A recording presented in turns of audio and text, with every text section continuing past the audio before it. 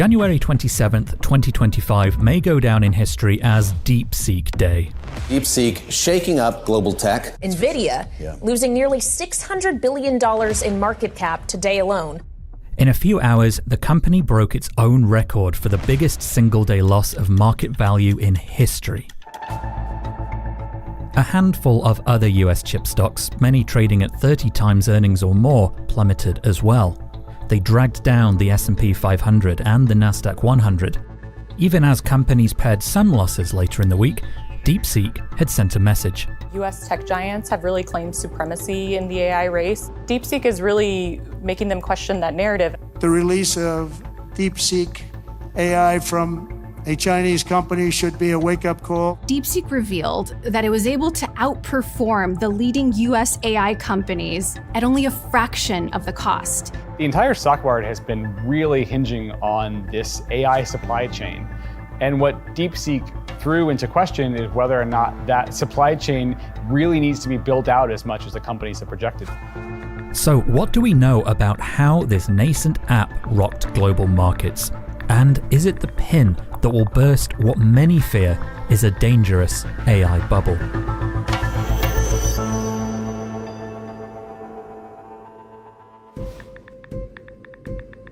DeepSeek makes an app similar to ChatGPT or Claude. It'll write code, answer questions, or script an empathetic breakup text. But it distinguishes itself by articulating its reasoning before responding to a prompt.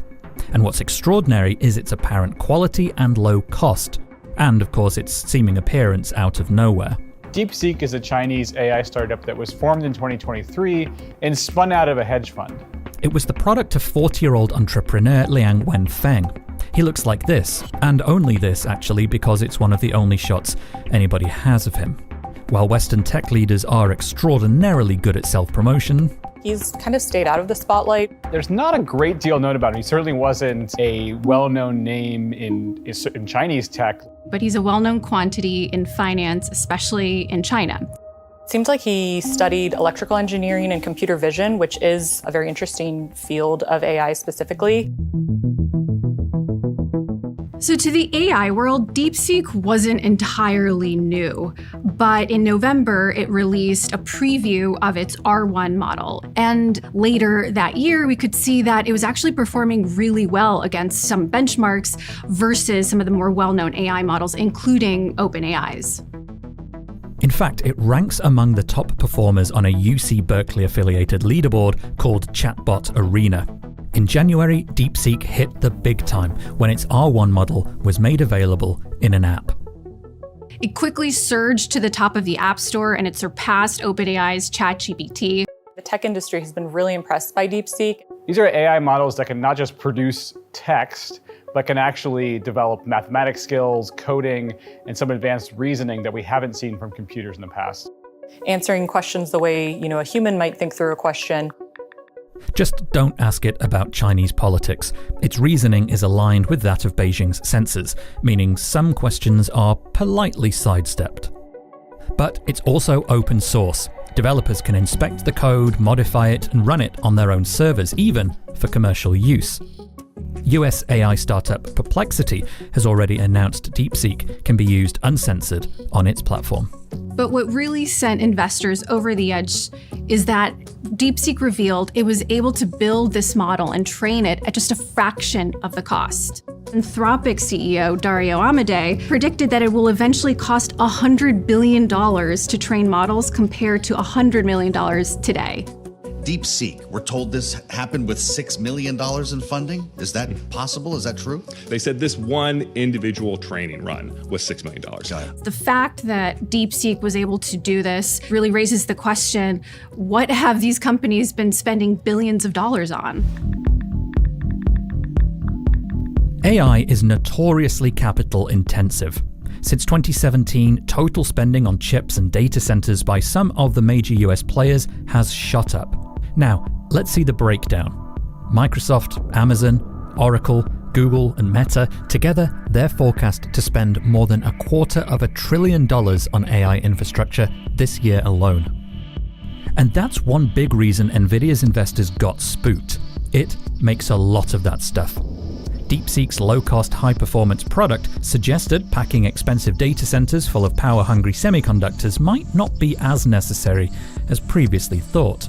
It's also why energy companies and equipment manufacturers' share prices sank in the wake of DeepSeek's emergence too. AI devours energy. This is Microsoft and Google's total energy consumption. You can see the upward trend, and a lot of that's because of AI, which would have been good news for those who generate it. So how was DeepSeek even able to become so proficient? Washington, for a number of years now, has been restricting China's access to cutting-edge chips, which they thought would hold it back significantly in the AI sector. The Biden administration moved to curb sales of these high-tech chips. The future of the chip industry is going to be made in America. This meant that NVIDIA and other chip makers couldn't sell to Chinese companies. So DeepSeek got creative. It found a way to more efficiently build and train a model without needing so many NVIDIA GPUs. One thing that they've been able to do is really get more power out of sort of older computing chips, older NVIDIA products. It's something game developers have practiced for years, because the components of a console, say the old PlayStation 3, never changed. Game makers had to figure out how to eke performance out of them, so titles released at the end of a console's life often had better graphics than those available at the start. Uncharted versus The Last of Us, for example. Liang Wenfeng probably knew this. Before the US chip curbs sort of came into play, he started sort of hoarding these NVIDIA older chips, older graphics processing units. It's not the first time a Chinese company managed to innovate underneath US-led sanctions, though. About a year ago, Huawei stunned the tech industry by unveiling a phone that was powered by semiconductors that were more advanced than US officials previously thought possible, especially after they had instituted export controls. This DeepSeek release and this huge reaction that it sparked could raise alarm bells in Washington in a similar way. There are a lot of people now in Silicon Valley trying to decipher how exactly DeepSeek was able to build this model, whether it used technology from other companies, and whether it used more chips than it's let on. DeepSeek hasn't commented on industry speculation, but Microsoft launched an investigation to find out if it's accurate. I don't think there's a clear answer to that yet, but I do think they have shown, in the research that DeepSeek has published, that they have been able to, come up with their own innovations here, and they have been able to really be efficient with the technology that they do have. DeepSeek's focus on efficiency rather than funding meant it could engineer itself into a competitive position, even if it was standing on the shoulders of giants. And despite the risk its achievements are thought by investors to pose, President Trump and American tech bosses have been pretty complimentary of the Chinese startup. Competition is great for the U.S., and DeepSeek is competition, no doubt about it. I'm hearing all of the tech titans speak of it glowingly. To see the DeepSeek new model, it's super impressive. This is a bit of a wake-up call for the AI industry. I think that the US has spent a long time sort of underestimating China. China's tech sector is actually very capable of innovating and creating these very powerful and very advanced products. And I think that Silicon Valley's, presumed lead that they have over China, I don't think they should take that for granted.